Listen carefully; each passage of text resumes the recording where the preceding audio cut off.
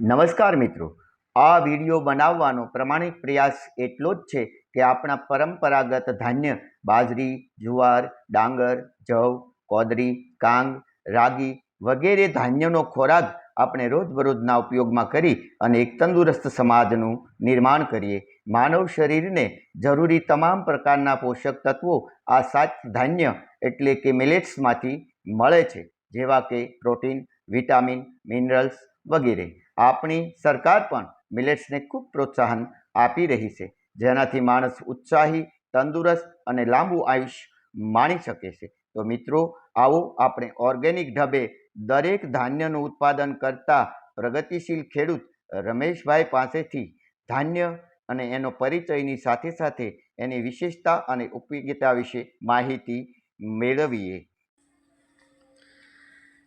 જે દેખાય એ કાંગ મિલેટ્સ. કાંગ મિલેટ્સની અંદર આમ કહેવાય કે ફાઈબર ખૂબ જ પુષ્કળ પ્રમાણમાં હોતું હોય. આમ કહેવાય કે આપણે ચોખા અને ઘઉંની જગ્યાએ મિલેટ્સ ખાવું જોઈએ. પચવામાં તમામ મિલેટ્સ ખૂબ જ સારી રીતે પચી જતા હોય, પ્લસ આપણું શરીરમાં જે પણ પોષક તત્વો ઘટતા હોય એ તમામ પોષક તત્વો મિલેટ્સની અંદર મળી જતા હોય. કોડા મિલેટ્સ હોય.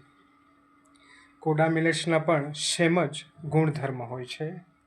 એ થોડુંક ખાવામાં થોડુંક કડવાશ જેવી આવે છે કોડા મિલેટ્સ. ત્યારબાદ જે દેખાય એ વરઈ મિલેટ્સ છે. આપણે એને મોરોએ તરીકે પણ ઓળખાય. ઉપવાસમાં કે એની ખીર પણ અને આના રોટલા પણ ખાઈ શકાય છે. સામો છે. સામો મિલેટ્સ અને વરઈ એ સેમ જ હોય અને સ્થાનિક ભાષામાં સાવા તરીકે ઓળખાય છે. એના પણ ફાયદા આ મિલેટ્સની જેમ જ હોય છે. ત્યારબાદ આ બરટી છે. માનો કે કોઈ પેરાલિસનો પેશન્ટ હોય છે તો એમના માટે આ સતત 30 દિવસ ખાય આ બરટી, તો એની બધી પેલી નાડીઓ હોય ધીરે ધીરે ખુલવા માંડે છે. Very good. રાગી છે. આપણે આ ડાંગની શુદ્ધ રાગી કહેવાય.